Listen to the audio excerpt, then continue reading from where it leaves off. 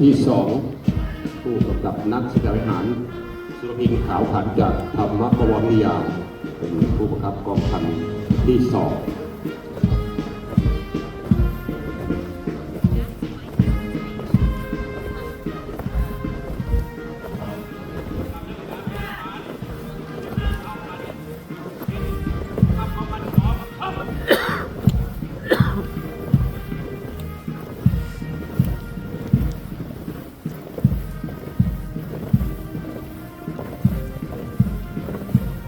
การสนามของกองพันที่1และกองพันที่2ก็จะช้าในจังหวะมาร์ชิ่งแบนด์เพลงมาร์ชของ